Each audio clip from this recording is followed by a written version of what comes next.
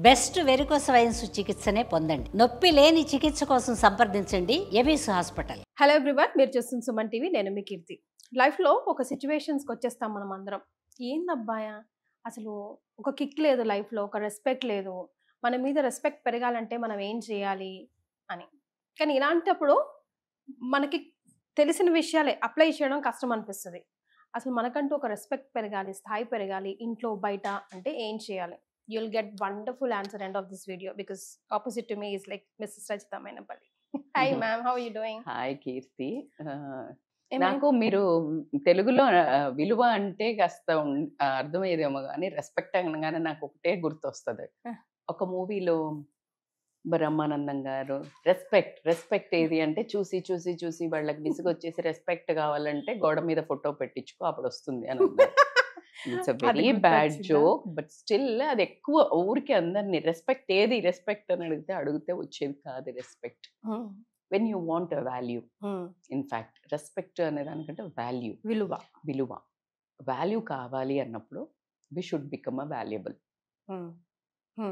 మరి వాల్యుబుల్ ఎలా అవ్వాలి అనే question is a more appropriate question ఏమో అని నేను అనుకుంటాను. ఎందుకంటే విలువ అనేది మనము ఎవరిని డిమాండ్ చేసేది కాదు. At the end of the video ఒక్కసారి మనది మనము క్వశ్చన్ చేసుకునేటట్టు అయితే ఇంట్రోస్పెక్షన్ అవసరం. మనం విలువ ఎవరిని అడుగుతున్నాము, ఏం చేస్తే విలువ వస్తుంది, మన వాల్యూ ఎలా పెంచుకోవాలి. ఇప్పుడు ఫర్ ఎగ్జాంపుల్ బంగారం ఉంది, బంగారాన్నే తీసుకుందాం. బంగారం విలువ న్యాచురల్లీ ఒక మనిషికి విలువ ఇవ్వాలనేది కామన్, కానీ డిపెండింగ్ అపాన్ దాని మార్కెట్ రేట్ని బట్టి వెండికి ఒక రేట్ ఉంది, దీనికి ఒక రేట్ అన్నీ ఉన్నాయి.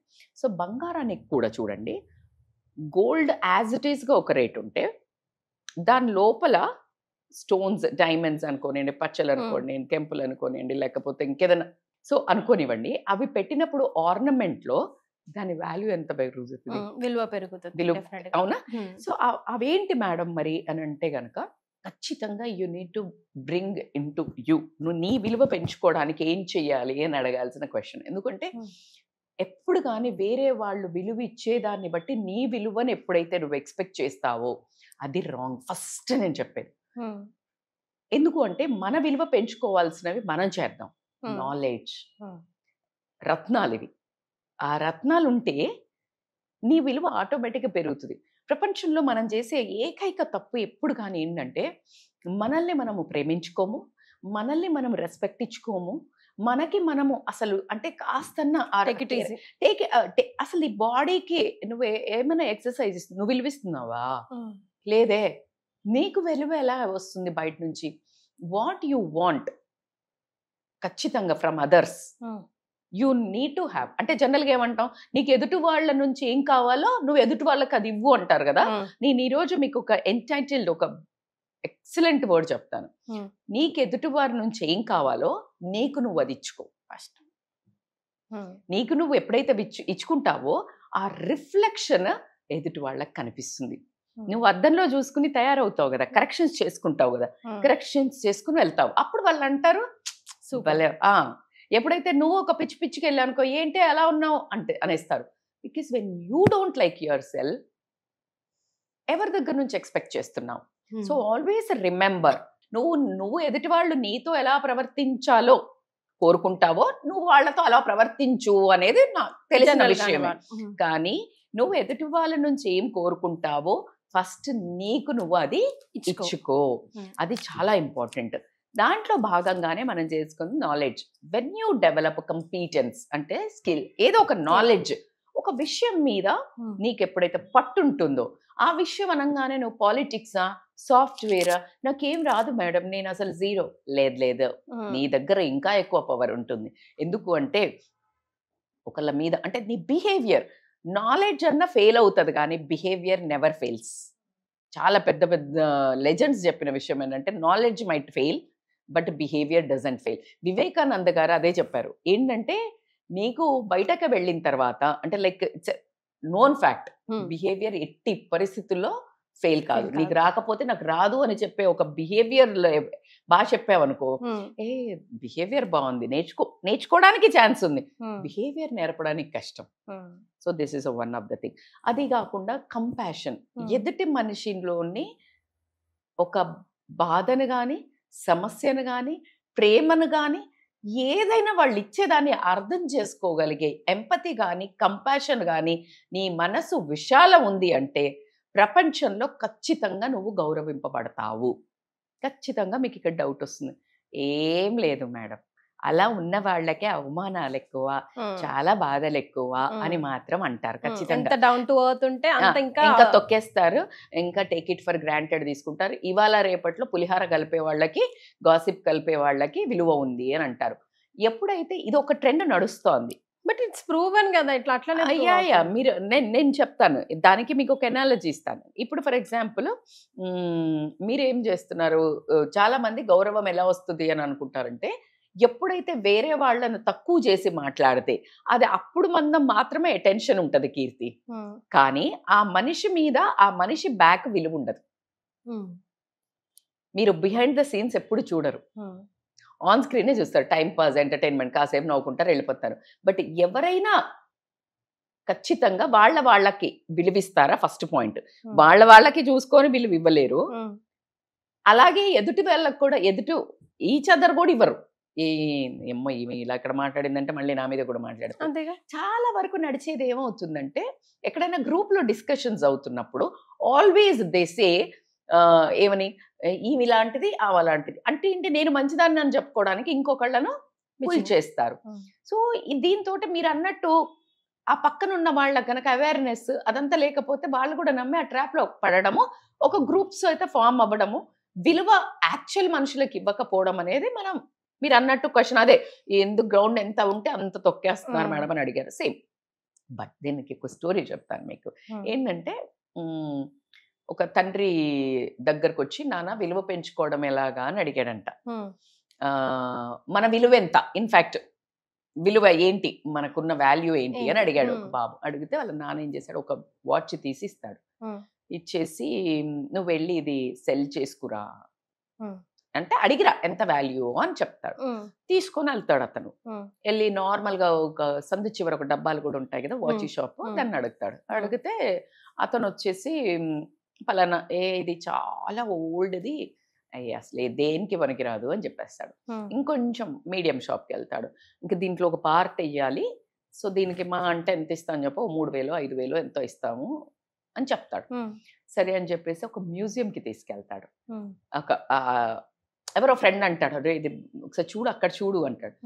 ఓ మై గాడ్, ఇది ఇప్పుడుది కాదు, అది అప్పుడెప్పుడుదో, దీనికి మేము కొన్ని $1,000 ఇస్తాము. 5 లక్షలు 10 లక్షలు చెప్తాడు.